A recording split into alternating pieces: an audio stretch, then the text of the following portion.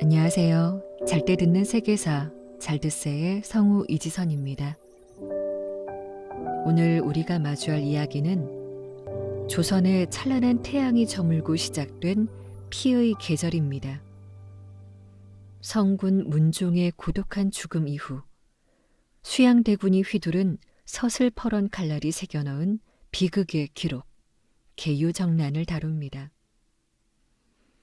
유교적 가치인 충과 의가 권력을 향한 뒤틀린 욕망 앞에 어떻게 무너져 내리는지, 그리고 그 탐욕의 변곡점이 한 소년왕의 삶을 얼마나 처절하게 파괴했는지 조명합니다. 권력이란 무엇이며 인간의 본성은 탐욕 앞에서 어디까지 잔인해질 수 있는지, 15세기 조선의 가장 시린 겨울을 불러온 그 비극적인 현장 속으로 지금 바로 들어가 보겠습니다. 1450년 조선의 하늘을 눈부시게 밝히던 거대한 태양, 세종이 그 찬란한 빛을 거두었습니다. 백성들은 하늘이 무너진 듯 통곡했고 대지는 주인을 잃은 슬픔에 잠겼죠. 하지만 슬픔에 잠겨 있을 수만은 없었습니다. 태양의 뒤를 이어 이 땅을 비춰야 할 새로운 빛, 문종이 있었기 때문입니다. 흔히 우리는 그를 병약하여 일찍 세상을 떠난 비운의 왕으로만 기억하곤 합니다. 하지만 역사의 갈피를 깊게 들여다보면 그 너머에는 세종조차 감탄하게 했던 천재적인 군주의 면모가 숨겨져 있었습니다. 문종은 무려 29년이라는 긴 세월 동안 세자로 머물며 완벽에 가까운 제왕 교육을 받았습니다. 그의 시선은 언제나 백성의 삶을 바꾸는 실용과 혁신을 향해 있었죠. 가뭄에 시달리는 백성들의 고통을 본질적으로 해결하고자 했던 그는 땅바닥을 파서 젖은 깊이를 재는 부정확한 방식의 의문을 품었습니다. 그는 직접 구리통을 깎아 빗물을 담고 그 양을 숫자로 기록하는 실험을 주도했습니다. 그의 이 혁신적인 아이디어는 1441년 세종의 전폭적인 지지와 장영실을 비롯한 당대 최고 기술진의 손길을 거쳐 세계 최초의 표준 층의기로 탄생하게 됩니다. 그의 천재성은 국방이라는 냉혹한 현실 앞에서도 빛났습니다. 조선의 최종 병기라 불리는 화차를 직접 설계하고 개량하며 외부의 침략으로부터 나라를 지킬 방패를 견고히 다졌습니다. 문종은 수려하고 온화한 외모 속에 그 누구보다 강인한 국방의 의지를 품은 외유내강의 군주였던 것이죠. 만약 그에게 충분한 시간과 건강한 육체가 허락되었다면 조선의 역사는 우리가 아는 것보다 훨씬 더 강성하고 과학적인 방향으로 흘러갔을지도 모릅니다. 하지만 이 완벽한 군주에게 치명적인 약점이 하나 있었습니다. 그것은 다름 아닌 아버지 세종을 향한 지독할 정도의 효심이었습니다. 유교적 도덕 정치가 지배하던 시대에 효는 군주의 으뜸가는 덕목이었지만 문종에게 그것은 스스로를 갉아먹는 독이 되었습니다. 세종이 승하하자 문종은 곡기를 끊고 슬퍼하며 예법에 정해진 모든 절차를 몸소 지켜나갔습니다. 이미 세자 시절 대리청정을 하며 국정에 에너지를 쏟아부어 쇠약해진 몸에 3년상이라는 가혹한 고행이 더해진 것입니다. 그는 왕이 된 이후에도 자신의 몸을 돌보기보다는 아버지가 남긴 유업을 완수하는 데 오로지 모든 기력을 쏟았습니다. 밤낮 없이 이어지는 상례와 산더미 같은 정무는 그의 기력을 한 방울도 남김없이 증발시켰죠. 문종의 안색은 날이 갈수록 창백해졌고 용포는 주인을 잃은 듯 헐거워져 갔습니다. 하지만 더 치명적인 것은 그의 등 뒤에서 소리 없이 번져가던 병마였습니다. 세자 시절부터 그를 괴롭혔던 종기와 과로가 겹치며 걷잡을 수 없이 악화된 것입니다. 조정의 대신들은 왕의 건강을 염려하며 만류했지만 문종은 그것이 자식된 도리이자 왕으로서의 책무라 믿었습니다. 태양의 그림자는 점점 더 짙게 드리우고 있었습니다. 문종이 자신의 육체를 깎아 조선의 기틀을 다지는 동안 궁궐의 어두운 구석에서는 또 다른 야망의 불꽃들이 소리 없이 타오르기 시작했습니다. 준비된 성군 문종의 짧은 봄이 저물어가는 소리가 조선의 심장부에서 조용히 들려오고 있었습니다.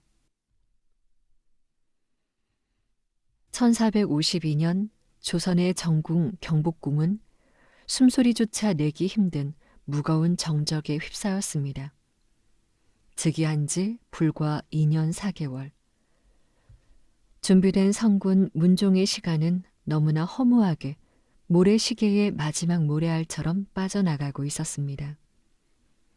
지독한 효심으로 지켜낸 3년상은 결국 그의 육체를 회복 불가능한 상태로 몰아넣었죠.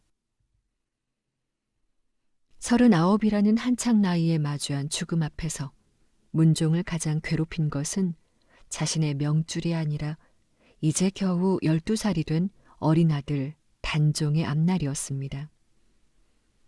어머니인 현덕왕후도 할머니인 소은왕후도 이미 세상을 떠나 구중 궁궐 속에 어린 왕을 지켜줄 어른이 단 한 명도 남아있지 않았기 때문입니다.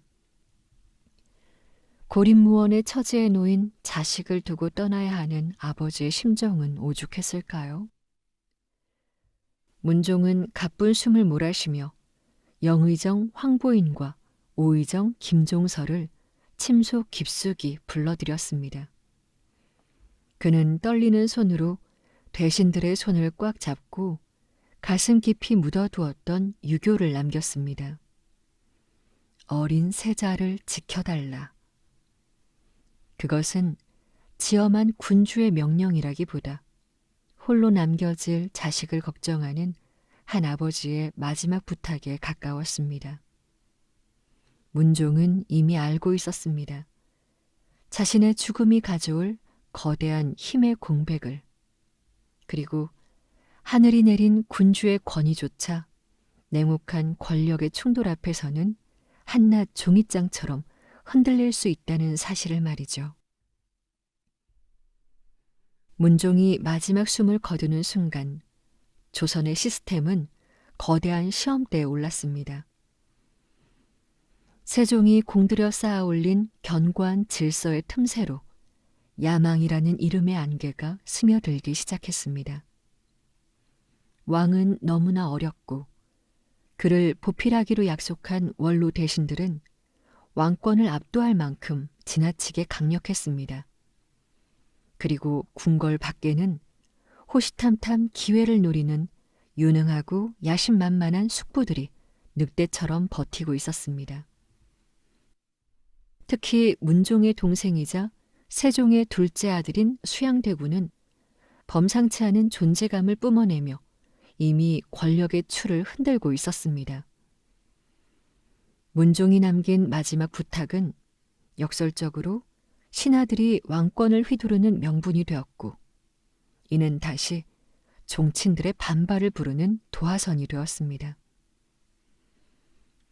조선의 따뜻했던 봄은 문종의 서거와 함께 그토록 짧게 끝이 났습니다. 이제 막 즉위한 소년왕 단종의 앞에는 시린 겨울보다 더 차갑고 잔혹한 피해 폭풍이 기다리고 있었습니다. 늑대들의 시간과 한명회의 등장. 어린 왕의 즉위는 곧 권력 지형도가 송두리째 재편됨을 의미했습니다. 문종이 서거하고 겨우 12살의 나이로 용상에 앉은 단종의 주변에는 오로지 차가운 공기만이 감돌았죠. 조선의 모든 법도는 왕을 정점으로 움직이도록 설계되었으나 스스로 판단하고 명령을 내리기에는 단종은 너무나 어렵습니다. 이 치명적인 틈을 타 조정의 모든 실권은 문종의 유지를 받들었다는 명분 아래 대신들의 손으로 넘어갔습니다. 그 중심에는 북방의 호랑이 김종서가 있었습니다. 그는 왕실을 수호한다는 대의 명분을 세웠으나 실질적으로는 나랏일의 결정권이 적힌 종이에 미리 점을 찍어 왕에게 올린 뒤 제가만 받게 하는 황표 정치를 통해 무소불위의 권력을 휘둘렀습니다. 군주의 절대적 권위는 한낱 형식으로 전락했고 대신들의 권세는 하늘을 찌를 듯 높아졌죠. 하지만 이 강력한 신권의 독주는 역설적으로 잠자던 늑대들, 즉 왕실 종친들의 야심에 불을 지피는 도화선이 되었습니다. 이 혼란스러운 늑대들의 시간 속에서 가장 날카로운 이빨을 드러낸 이는 단연 세종의 둘째 아들이자 문종의 동생인 수양대군이었습니다. 그는 형 문종이 세상을 떠나자마자 자신의 사저인 수양관을 인재들의 집합소로 탈바꿈시키며 때를 기다렸습니다. 수양대군은 사람의 마음을 사고 명분을 세우는 법을 아는 노련한 정치가였으며 자신의 야망을 현실로 만들어줄 명석한 두뇌를 갈구하고 있었습니다. 그러던 어느 날 수양대군 앞에 조선의 역사를 뒤흔들 기괴한 천재 한 명이 나타납니다. 그의 이름은 한명회. 그는 태어날 때부터 어머니의 뱃속에서 10달을 채우지 못하고 7달 만에 세상에 나온 칠삭동이었기에 몸집이 작고 볼품이 없어 집안에서조차 큰 기대를 받지 못했습니다. 하지만 그의 머릿속에는 세상을 뒤엎을 거대한 도략이 소용돌이치고 있었습니다. 그는 자신을 알아봐줄 주군을 찾고 있었고 수양대군은 자신의 야망을 실현해줄 머리를 찾고 있었습니다. 두 사람의 만남은 마치 마른 벌판에 떨어진 불씨와 같았죠. 한명회는 수양대군을 처음 마주한 자리에서 단도직입적으로 말했습니다. 지금의 조정은 늙은 호랑이 김종서가 지키고 있으나 진정한 용이 되시려면 먼저 그 목을 치고 늑대들을 길들여야 합니다.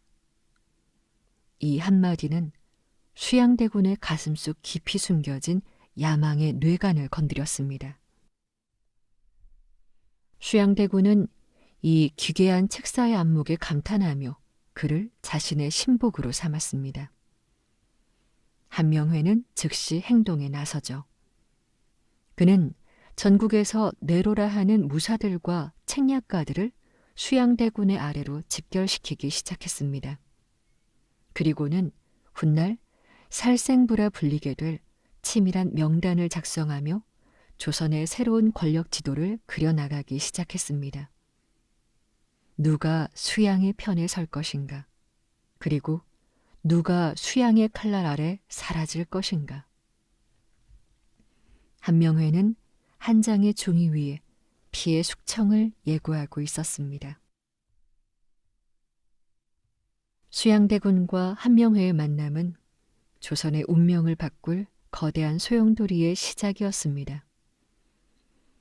한명회는 단순히 전략을 짜는 책사를 넘어 수양대군이 가진 권력에 대한 목마름에 정당성이라는 옷을 입혀준 인물이었습니다. 그는 수양대군에게 속삭였습니다. 태업을 이루려면 피를 묻히는 것을 두려워해서는 안 됩니다. 명분은 승리한 자가 만드는 것입니다.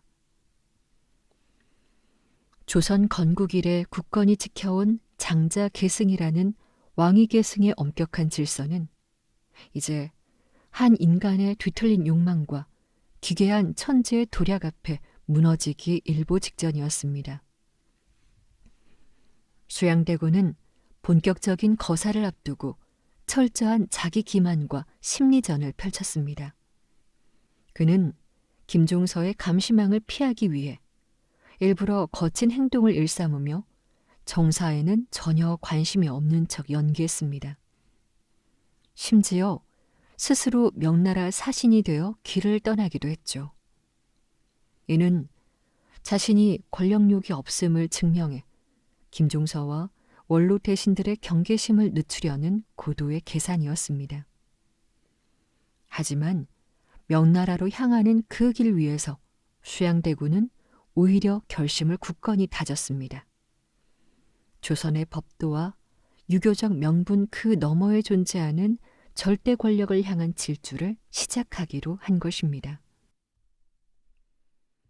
수양대군이 밖에서 명분을 다지는 동안 한양에 남은 한명회는 조선 역사를 공포의 도가니로 몰아넣을 살생부를 작성하기 시작합니다. 이 치밀한 준비 과정 속에서 수양대군 세력은 거대한 야수와 같은 힘을 키워나갔습니다. 수양대군은 자신을 따르는 무사들에게 거사 당일의 행동 지침을 내렸고, 한명회는 대신들의 동선 하나하나를 현미경으로 보듯 분석하며 거사 당일의 모든 동선을 짰습니다. 반면 궁궐 안의 어린 단종은 숙부와 대신들 사이의 팽팽한 기싸움 속에서 숨조차 제대로 쉬지 못한 채 위태로운 하루하루를 보내고 있었습니다. 1453년 가을, 수학의 계절이 돌아왔지만 조선의 도성 한양에는 곡식이 아닌 피의 향기가 진동할 준비를 마쳤습니다. 늑대들이 굶주린 이빨을 드러내며 북방의 호랑이 김종서의 목덜미를 노리는 밤, 그 어둠의 서막이 서서히 오르고 있었습니다. 한명회는 수양대군의 곁에서 마지막으로 확인했습니다. 살생부의 첫 번째 이름은 이미 정해져 있었습니다. 바로 조선을 지탱하던 거대한 기둥, 김종서였습니다. 1453년 핏빛 밤의 기록, 계유정난의 서막. 병법의 기초는 적이 전혀 예상하지 못한 시점과 장소에서 타격하는 것입니다. 1453년 10월 10일, 한양의 밤은 평소보다 유난히 길고 차가웠습니다. 달빛마저 구름 뒤로 숨어버려 한 채 앞을 내다보기 힘든 그 시각, 수양대군은 마침내 가슴속에 품어온 야수의 발톱을 꺼내들었습니다. 그는 한명회가 짠 치밀한 계획에 따라 소수의 정예 무사들을 이끌고 당시 실권의 정점이자 자신의 가장 큰 장애물이었던 김종서의 집으로 향했습니다. 당시 김종서는 조선을 지탱하는 거대한 기둥이었으나 그날 밤만큼은 자신의 집 앞에서 벌어질 참극을 예상하지 못한 채 무방비 상태에 놓여 있었습니다. 수양대군은 사적인 방문을 핑계로 김종서를 대문 밖으로 불러냈습니다. 대감께 기니 드릴 서신이 있습니다. 낮은 목소리는 차분했으나 그것은 곧 닥칠 참혹한 숙청의 신호탄이었습니다. 대문 밖으로 나온 노장 김종서에게 수양대군은 준비한 서신 한 통을 건넸습니다.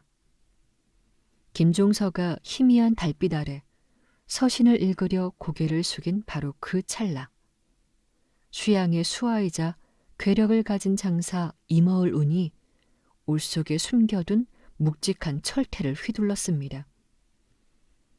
둔탁한 파열음과 함께 북방의 호랑이라 불리던 노장은 차가운 바닥으로 쓰러졌죠.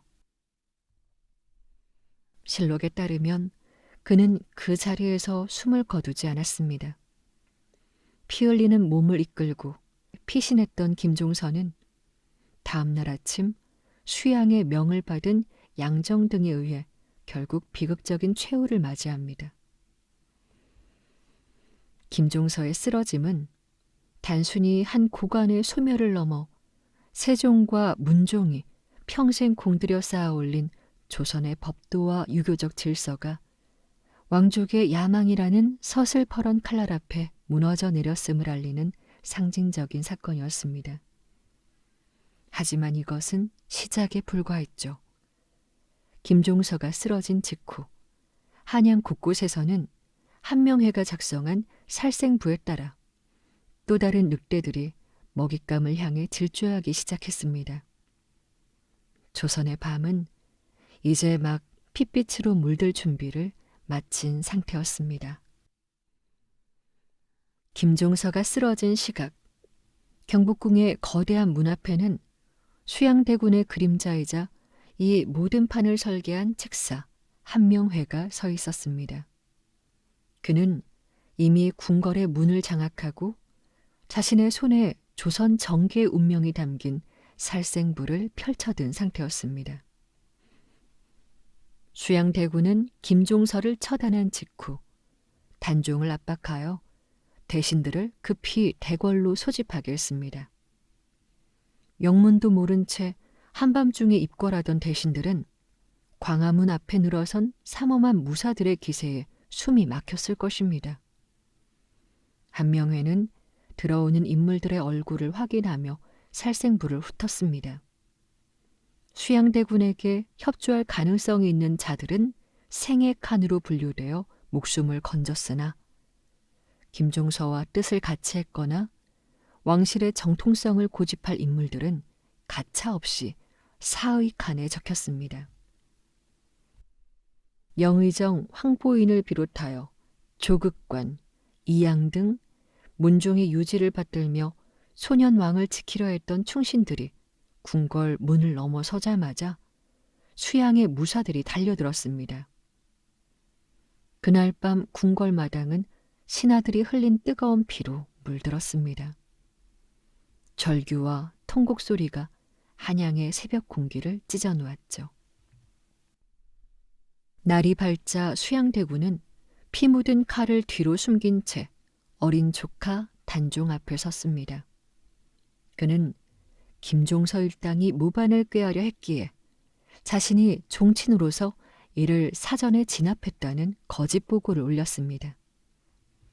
이제 겨우 12살이었던 소년왕은 숙부의 몸에서 풍기는 피비린내와 압도적인 기세 앞에서 어떤 저항도 할 수 없었습니다. 결국 단종은 그 자리에서 수양대군을 영의정 부사로 임명하며 사실상 국정의 모든 권한을 넘겨주게 됩니다. 이것이 바로 역사에 기록된 계유정난입니다.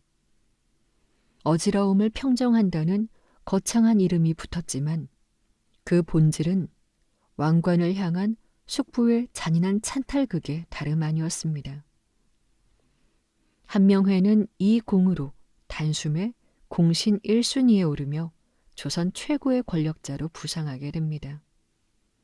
하지만 피로 얻은 권력은 결코 평온을 가져다 주지 않았습니다. 수양대군의 칼날이 향할 다음 목적지는 이제 용상 위에 홀로 남겨진 위태로운 조카뿐이었고 조선 왕조는 씻을 수 없는 도덕적 흉터를 깊게 새기며 또 다른 비극의 서막을 열고 있었습니다. 사육신의 절개.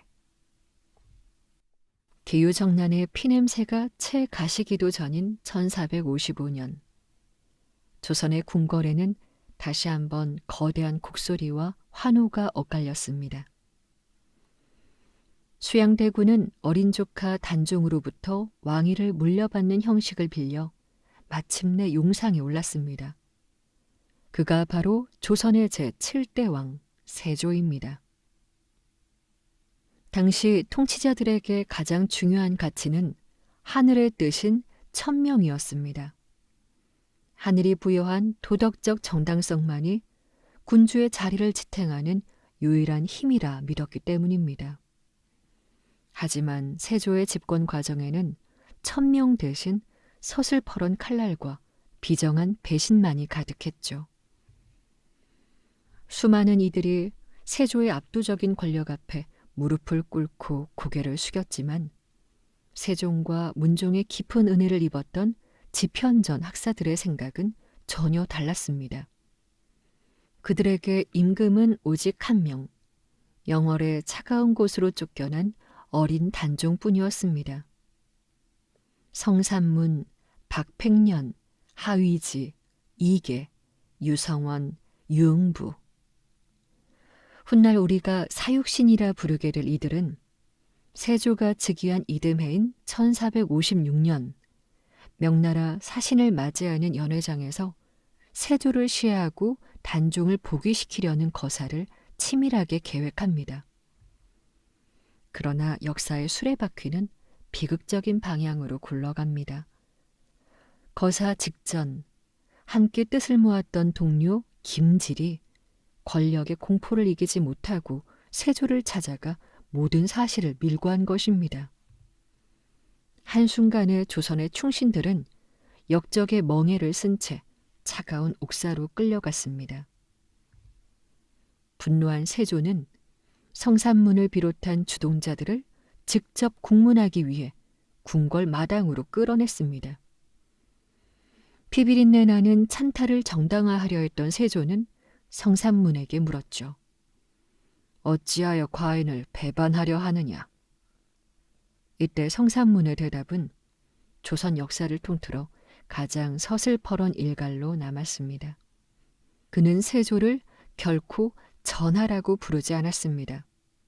대신 그는 세조를 향해 낮게 읊조리며 나리라고 불렀습니다.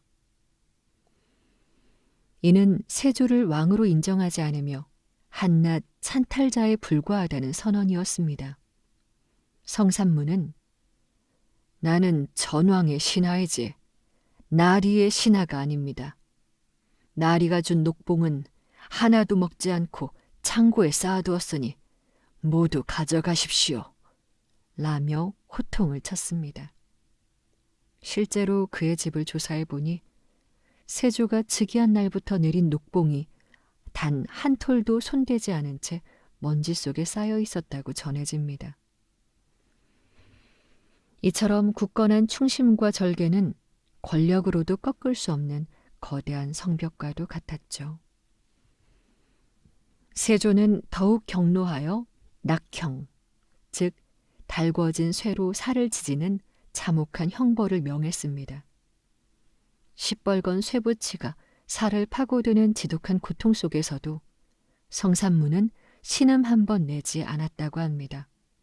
오히려 그는 세조를 비웃으며 쇠가 식었으니 다시 달궈오라고 소리쳤습니다.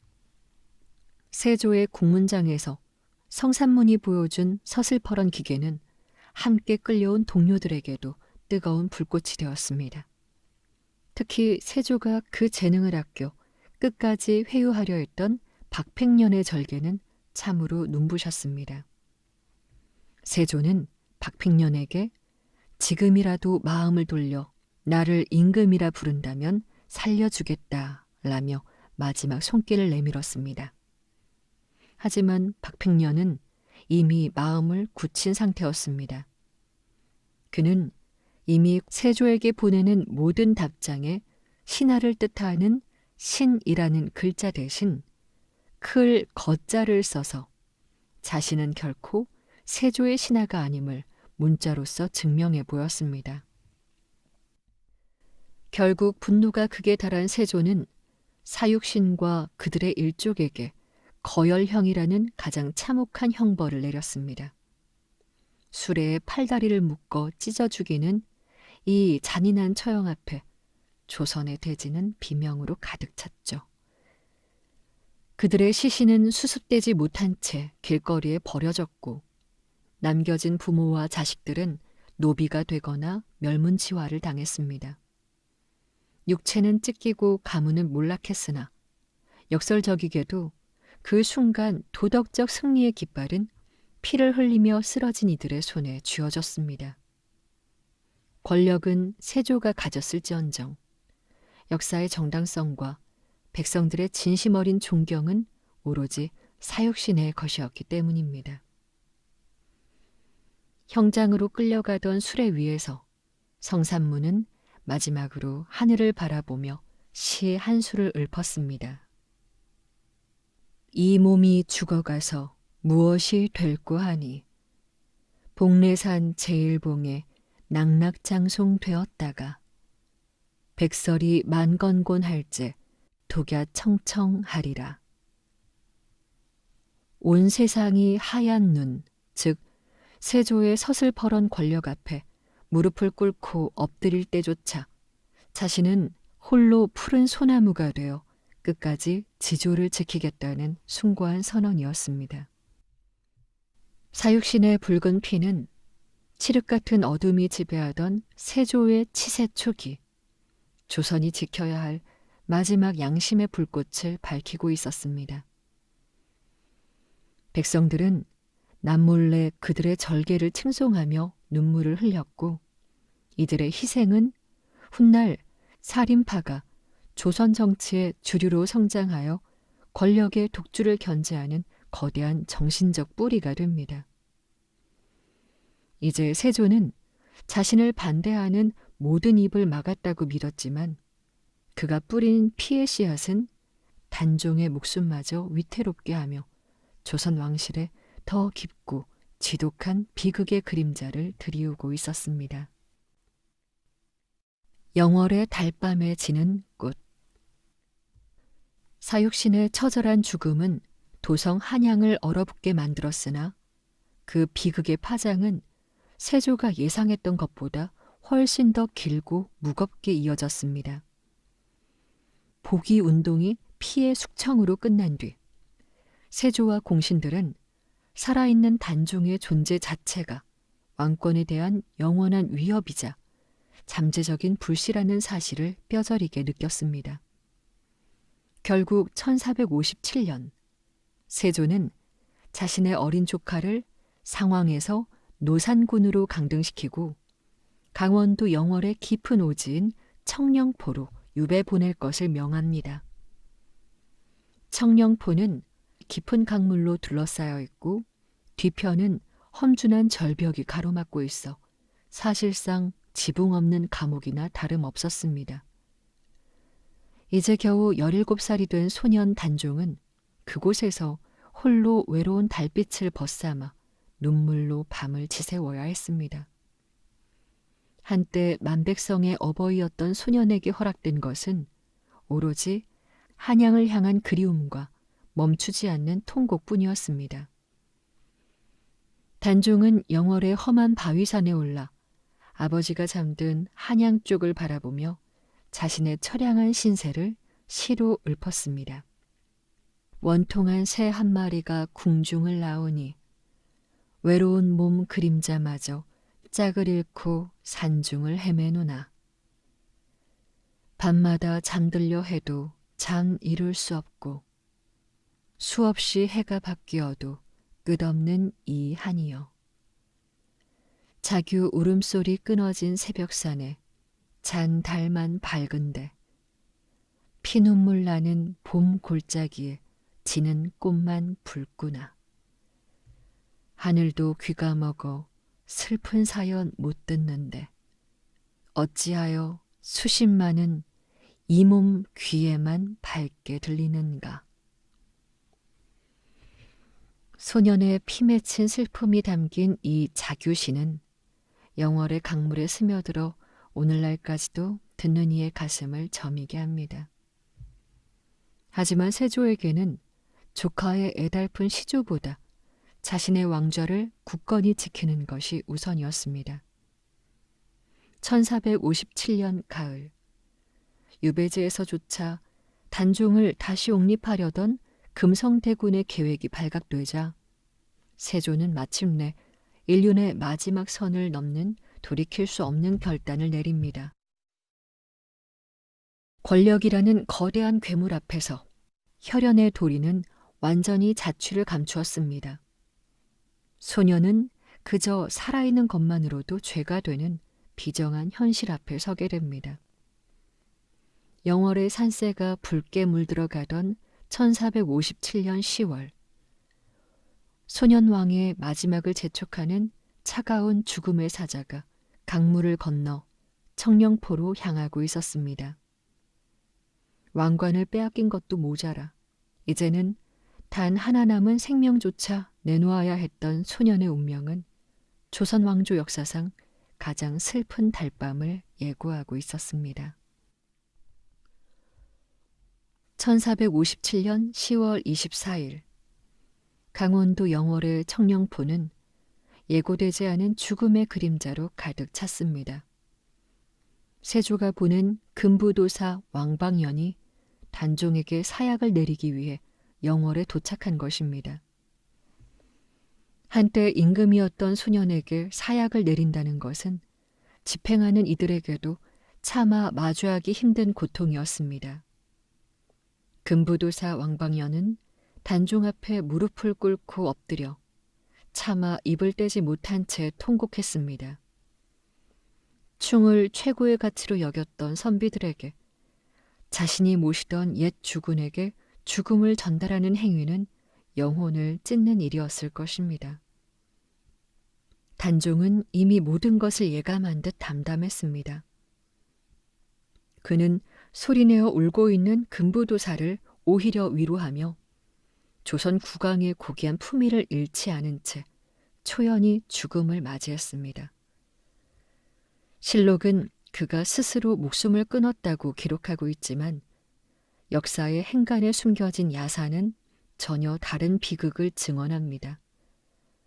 사약을 앞에 두고도 차마 손을 떼지 못하는 도사 대신 공생이라 불린 하급 관리가 뒤에서 활 시위로 소년의 목을 졸랐다는 잔혹한 이야기, 혹은 임금이 마시는 약차에 독이 들었음을 알고도 묵묵히 잔을 비웠다는 슬픈 전설들이 영월의 강물에 스며 있습니다.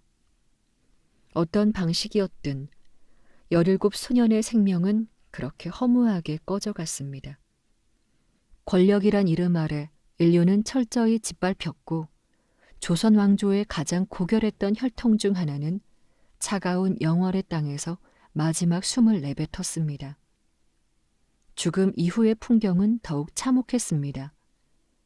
소년 왕의 시신은 차가운 동강물에 버려졌습니다. 모두가 공포에 질려 눈을 감을 때 역사는 한 명의 의로운 인간을 기록합니다. 바로 영월의 호장 엄흥도였습니다. 그는 충을 행하다가 화를 입는 것은 달게 받겠다며 한밤중에 몰래 단종의 시신을 거두어 자신의 선산에 매장했습니다. 단종의 죽음은 조선의 도덕적 근간에 치명적인 내상을 입혔습니다. 정통성을 가진 왕을 죽이고 찬탈한 자리에 앉은 세조는 평생을 죄책감과 업보의 그림자에 시달려야 했습니다. 소년 왕이 흘린 피는 단순히 한 명의 죽음으로 끝나지 않았습니다. 그것은 훗날 세조의 자손들에게 이어지는 기묘한 단명과 비극의 씨앗이 되었으며 조선 사대부들의 가슴 속에 씻을 수 없는 상처를 남겼습니다. 영월의 달밤, 소년왕은 그렇게 져버렸지만 그가 남긴 슬픈 자규시와 엄흥도의 충절은 강물을 따라 흘러 역사의 영원한 기억 속에 박제되었습니다. 이제 소년의 통곡 소리가 잦아든 자리에 남은 것은 그를 죽이고 얻은 왕자를 지키기 위해 처절하게 발버둥치는 세조의 고독한 광기뿐이었습니다. 인과응보라는 역사의 냉혹한 섭리가 조선 왕실의 문을 두드리기 시작한 것입니다. 현덕왕후의 저주와 붉은 종기. 하늘의 섭리를 저버린 인과응보라는 대가는 사실 단종이 숨을 거두기 전부터 시작되고 있었습니다. 단종이 영월에서 눈물로 밤을 지새우던 그해 9월, 세조가 그토록 아꼈던 장남 의경세자가 불과 20살의 나이로 급사한 것입니다. 야사에서는 이 비극을 한편의 잔혹한 환상으로 설명합니다. 어느 날 밤 세조의 꿈속에 단종의 어머니이자 자신의 형수였던 현덕왕후가 나타난 것입니다. 현덕왕후는 서슬퍼런 눈빛으로 세조를 노려보며 일갈했습니다. 네가 내 아들을 빼앗으려 하니 나도 네 아들을 데려가겠다. 분노에 찬 왕후는 세조의 몸을 향해 침을 뱉었고 그 차가운 타액이 닿은 자리는 곧 세조의 영혼과 육체를 갉아먹는 고통의 시작점이 되었습니다. 아들의 죽음이라는 충격적인 전조 이후 끝내 세조가 영월에서 단종의 목숨까지 거두자 이 저주는 본격적으로 그의 온몸을 파고들었습니다. 백약이 무효한 악성 종기가 온몸을 덮었죠. 고름이 차오르고 살점이 짓무르는 통증 속에 절대 군주는 단 한순간도 편히 잠들지 못했습니다. 전국의 약재를 찾고 온천을 전전했지만 육체의 병보다 깊은 것은 마음의 병이었습니다. 밤마다 들려오는 조카의 환청과 죽어간 충신들의 원망은 그의 정신을 황폐하게 만들었습니다. 한나라의 주인이었으나 자신의 살점이 썩어가는 것조차 막지 못하는 처지.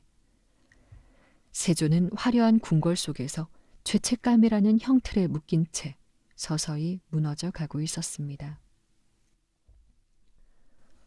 극한의 고통 속에서 세조가 마지막으로 매달린 곳은 부처의 자비였습니다.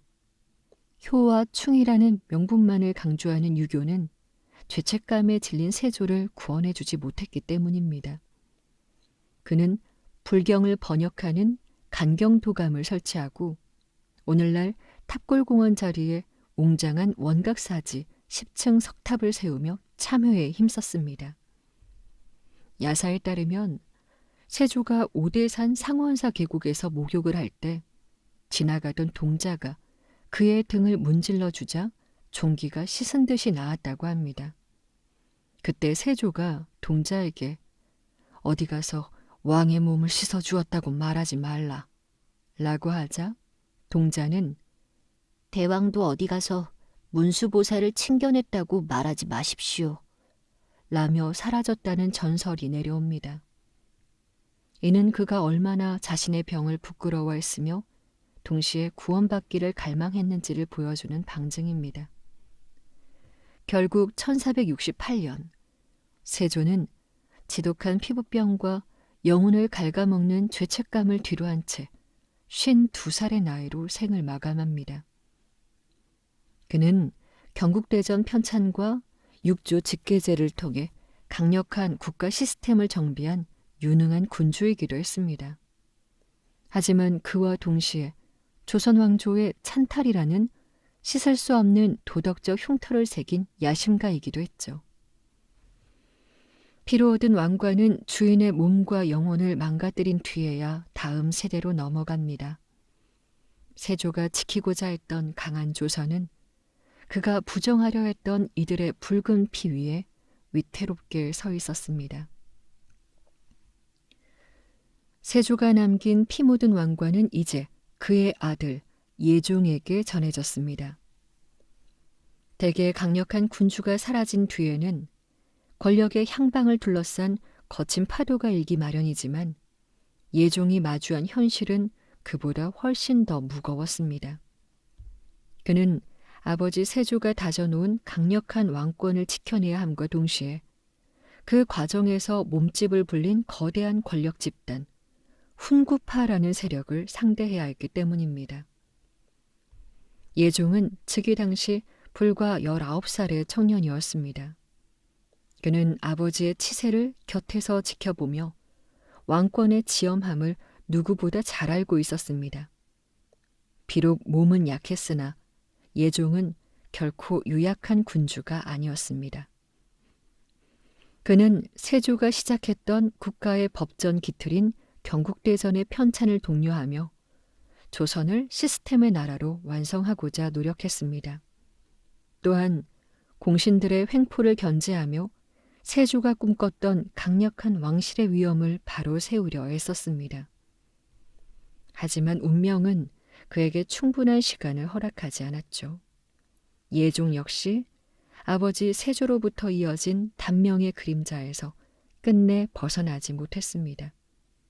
즉위한 지 불과 14개월 만에 그는 평소 앓던 족질이 급격히 악화되어 폐혈증 등으로 사망하고 맙니다. 그때 그의 나이 20살이었습니다. 예종의 갑작스러운 서거는 다시 한번 조선 왕실을 거대한 혼란으로 몰아넣었습니다.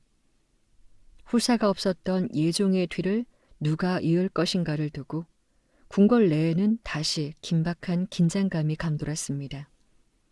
이때 세조의 부인이자 예종의 어머니인 정의왕후는 당대 최고의 권력자 한명회와 손을 잡고 과감한 결단을 내립니다.